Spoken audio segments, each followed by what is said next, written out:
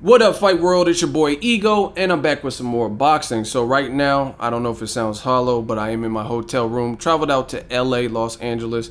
The weather's cool and a little bit sticky, but I brought my mic. Nothing has changed. So what do you guys want to talk about? Let's talk about a little bit of news. I've been dumping some videos. I was at Venice Beach covering the Shane Mosley weigh-in, but I did want to cover this topic. Again, I brought my mic. I always bring my mic. So I have the mobile setup, the mobile lab. I could do videos whenever and wherever. So I want to talk about Andre Ward, and actually Hawker Mustang, the YouTube user, he mentioned this on a Monday Mail Day, but I didn't get a chance to make a video about it. So I kind of want to talk about it now because there's some new developments with Andre Ward possibly fighting on the Canelo versus Cotto undercard November 21st in Mandalay Bay. And other than that, I think I picked a good time to travel because I haven't heard of too much news, but I did want to talk about Ward. As you guys know, I'm from the Bay Area, still in California, California love. I think it's a good look. I think if Andre Ward goes and decides to be on the undercard, that's a good look for a few reasons. One, boxing is fickle, so it's kind of out of sight, out of mind. And Andre Ward has had some dry spells. Not that he's not talented, not that he's not skilled, but there's been moments where he did great things, marvelous things, Super Six and the Olympics, and then he disappeared from the spotlight for a plethora of different reasons. Injuries, or like a fractured hand, a shoulder injury. Those are two different injuries he's had. And then legal problems, going back and forth with his late promoter, rest in peace, Dan Goosen, things like that. So this is the second biggest pay-per-view card, in my opinion, with Canelo Cotto. So why not hop on that? So I think it's good exposure for a very skilled fighter. The other thing that I like about it is, again, kind of out of sight, out of mind, using that whole philosophy with Andre Ward.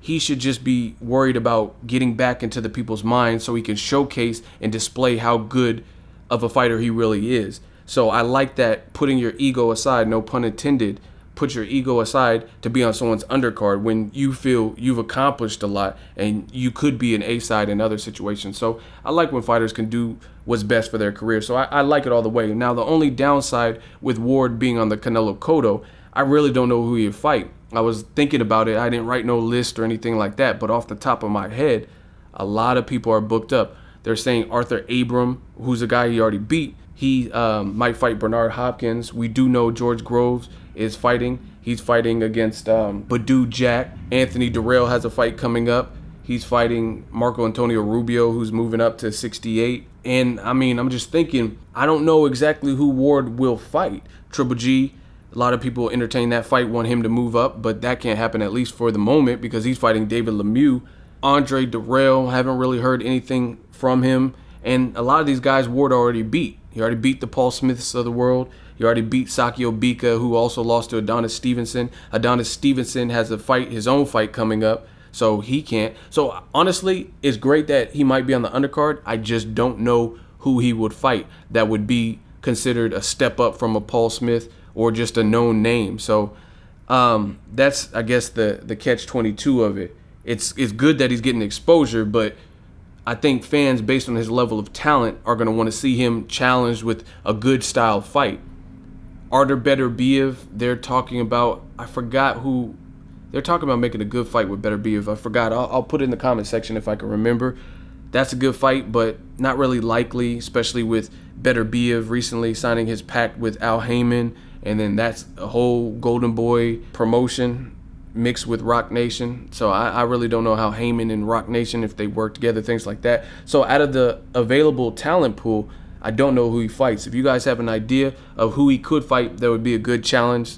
Some people are going to say Sergey Kovalev. Excellent fight. He hasn't moved up to 175. I don't know if he's going to campaign at a catchweight, 175 or 168. However, I do know, as a treat, because Kovalev has, and I know some people at main events, but basically because Kovalev has been such a valiant warrior and a road warrior, they're giving him a homecoming fight in Russia, Moscow. So him coming to fight on the road again in Las Vegas on the Canelo Cotto undercard is not going to happen. So Ward versus Kovalev can't happen on that undercard. Plus, that's too big of a fight to me to put on an undercard. You know what I mean? You already have a big budget being spent on Canelo Cotto. I don't think they can get a fight like that. So that's the downside to it. I think Ward will end up fighting somebody who he's clearly better than, and Most fans aren't going to give a real solid chance for them to win. Drop me a comment. Maybe I missed somebody. Let me know from the 168 to the 175 pound division, out of available contenders, keyword available, with no promotional blocking or anything, no politics, who could Ward fight? Drop me that in the comment section. Make sure you like my video. As always, hate, comment, and subscribe. Till next video, is Ego signing off.